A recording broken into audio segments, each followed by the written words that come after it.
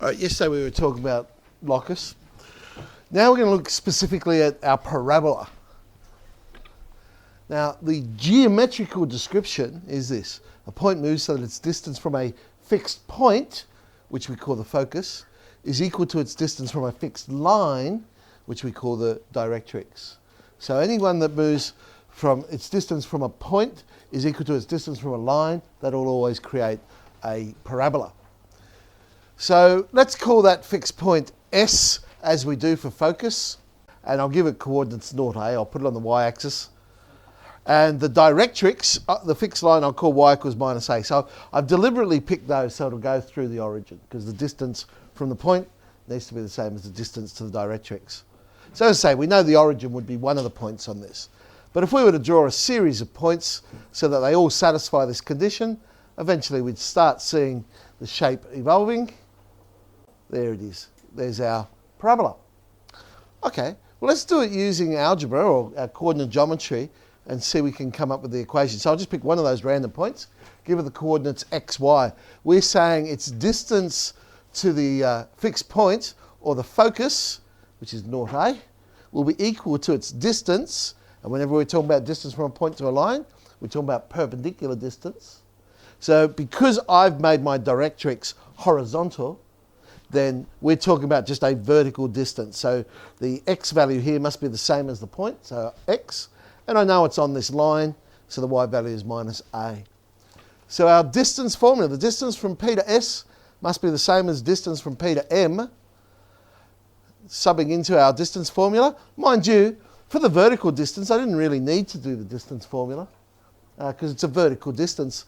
I know the length of that line should turn out to be whatever the y value is, plus A, because I'm also minus A below. But anyway, let's expand the whole thing out. Y squareds are going to cancel, but the x squareds are not. So that's why we're getting our parabola. One of the pronumerals is squared. And we end up with this x squared equals 4ay. So that's the way we express the parabola when we want to find out information, such as what is the focus, what is the directrix. Because if we can work out what the value of A is, then I know, well, the focus is at 0, A, and the directrix is y equals minus A.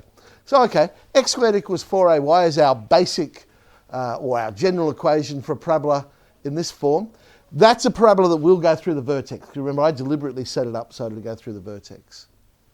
Focus will be at 0, A, and the directrix would be y equals minus A. A is what's called the focal length. I suppose I should really say the absolute value of A, because if A turned out to be a negative number, the length is still a positive amount. So simple little questions we get. Find the focus, the focal length, the directrix. X squared equals 32y. We need to find this information. We need it in the form x squared equals 4ay, which it is. So 4a is 32, A is 8. So I know, okay, focal length is 8 units. I like to sometimes, well, in the more complicated ones, but I'll do it for this one as well, just draw myself a little picture. I know it's a concave up parabola. I know the vertex is 0, 0. The focus is a focal length above. The directrix is a focal length below. And so I get y equals minus 8. You probably don't need to do that for these basic ones where the vertex is 0, 0, because we know it's going to be 0, A and minus A. Y equals 4x squared. Careful, A is not, 4a is not 4 here, because remember it needs to be in the form x squared equals 4ay. So in this case, 4a is a quarter. So A is 1/16. So again, the focal length is 1/16. I know the focus will be a focal length above, so it's 1/16. The directrix is a focal length below, so y equals minus 1/16. So this time they've told me what the focus is and what the directrix is.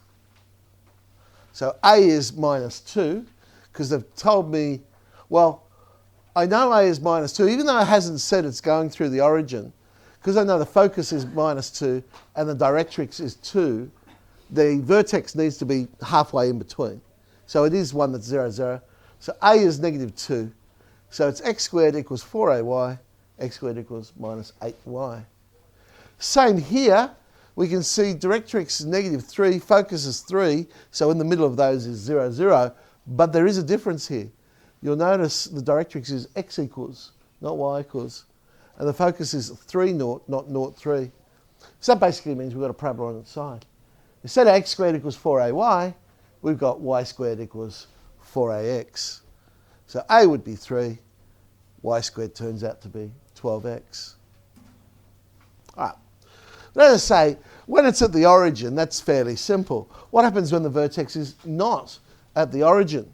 Well, I can use our idea of shifting that we've seen with curves.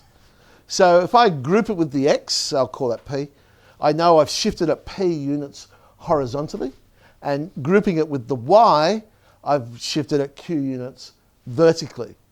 Now if I do that, the vertex now becomes pq.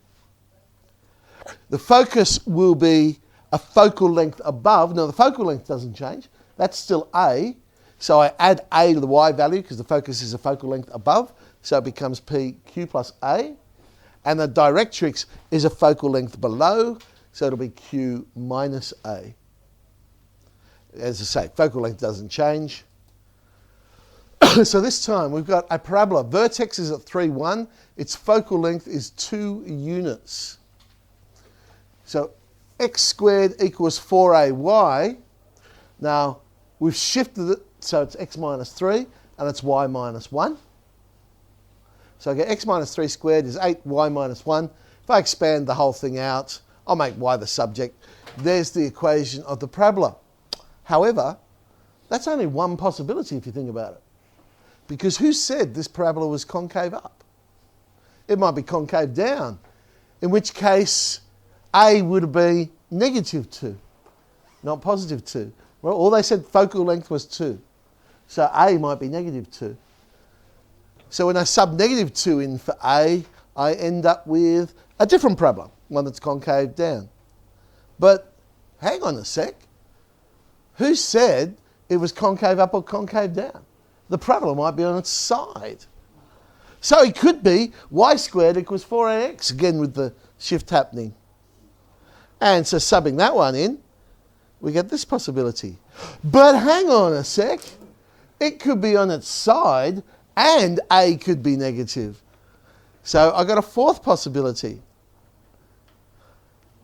Theoretically, I've actually got an infinite number of possibilities. I'm not going to do any more, by the way. We'll just assume vertical or horizontal. But there's no reason why the parabola couldn't be at an angle either and things like that. Okay. Focus is 2, 8.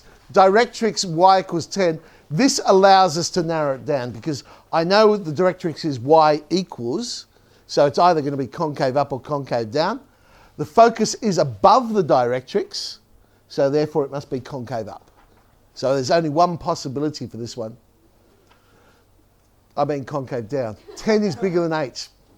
10 is bigger than 8, okay?